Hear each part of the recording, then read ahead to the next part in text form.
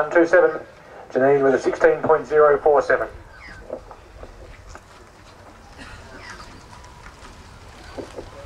Janine doing her best at the moment to stay in Merv's blind spot, make sure that he can't see where she is, and she's doing a good job of that at the moment. Very important skill in match sprinting is the ability to look behind you at all times whilst riding in the lead, so as never to be taken by surprise.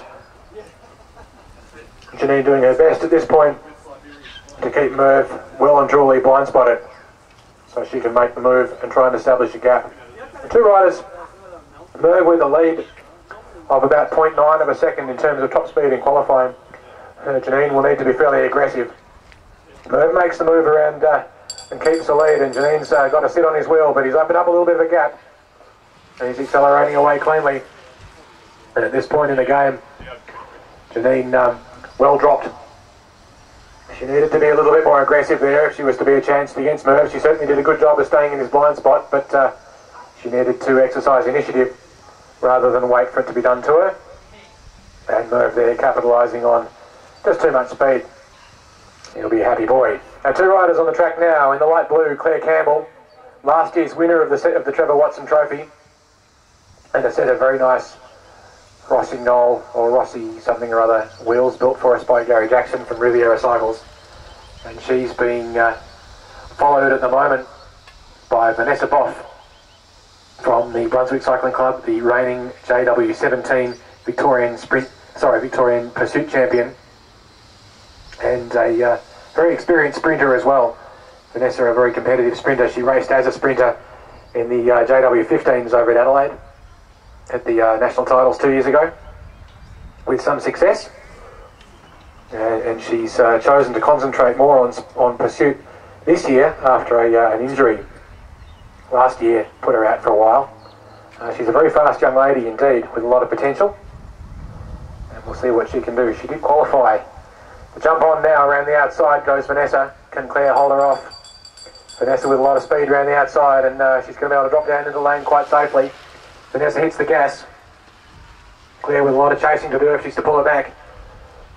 She's just got into the draft there a little bit. She may be able to get a run at her here if Vanessa falters, but Vanessa being a pursuer, and she just starts to extend it out. Claire with perhaps a little bit too much work to do from that far back. And again, the rider making the move and exercise. Jennifer not wearing a yellow helmet. Jennifer again trying to sit in David's blind spot and keep him guessing. We'll need our A graders please to be making their way down to the line. Chris Ray, Jamie Goddard, Neil Robinson and Nick Cockrell. You guys will be up fairly shortly. These races will go through pretty quickly. The pace quite low here, so keeping an eye on them for the walking pace requirement. It's certainly a slow stroll at the moment, but they are at walking pace, I would suggest. Jennifer perhaps not taking advantage of the low speed to get a little bit more height. Gets the hint now. Now going to go slow, get height. Dave now opening up the lane if Jennifer wanted to go under it, but she didn't, and then Dave's made the jump. And this is Dave's standard tactic. You'll see this over and over again from him. 2 laps out, he jumps.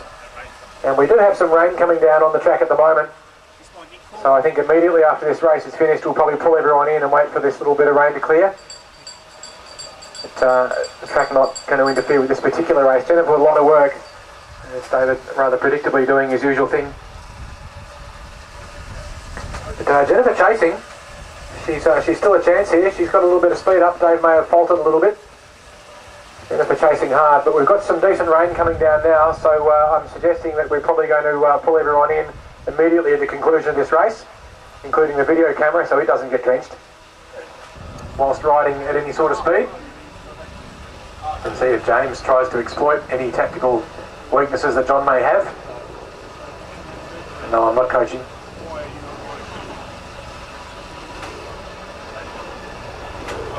James just moving around there a little bit, just trying to see if John has any visual blind spots. Let's see if he can push him around a little bit.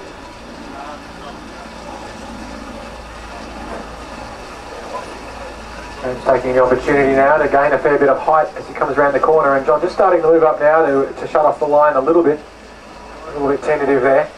Again, it's early days yet in this race. Can't coming into turn 3. The transition points on this track, as with any banked velodrome, are the interesting parts of the track.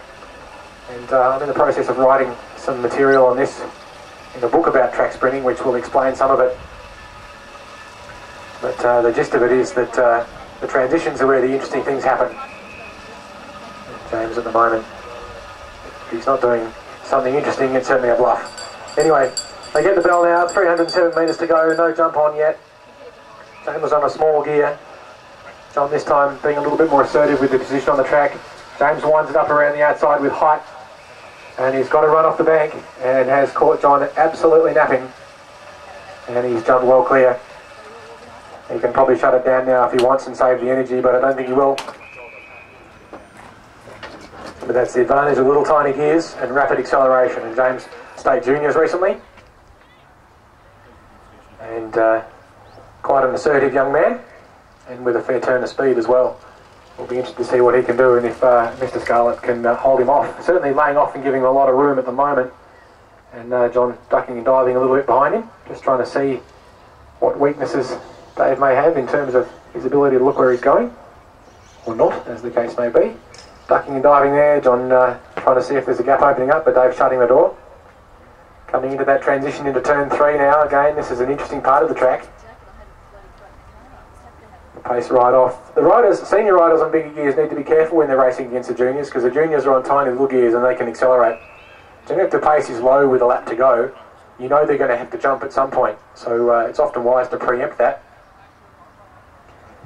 And we saw in the most immediately previous race where John Tucker was well jumped by James Dan there in that last lap. But at the moment, John Cochran with significant advantage with height and speed. But Dave picked it up and didn't allow him the opportunity to run around him on the bank. But you can see the speed there as John Cochran comes around the outside and hits the gas. And just a bit too quick there for Dave Scarlett as he comes around the corner. Both riders riding a reasonably neat line. And Aaron decides that he's going to turn this into a pursuit and go fairly early. And that's a tactic I thought I would have seen him use last round, but he's used it now against Ben Schofield. Ben responding to the challenge and getting up onto the wheel. And this will be interesting. They've brought the pace up fairly high, fairly early. Now Aaron trying to force Ben up and make him go the long way around. This is drizzle continuing to fall. Sue keeping a wary eye on things as Chris Down rings the bell. Will we see a big jump now from Aaron? Ben looking a little passive at the moment. He moves out of the saddle now to try and make a bit of a move, but Aaron not giving him a lot of room to get around the top as they come off the bank now. Aaron looks like he's going to own the lane and just keep Ben on the hip. Ben drifting up a little bit, and Aaron using just a little bit too much speed there as he comes around the corner. And it looks to me as though Aaron comes out of the lane, but that's not going to interfere with the result at all.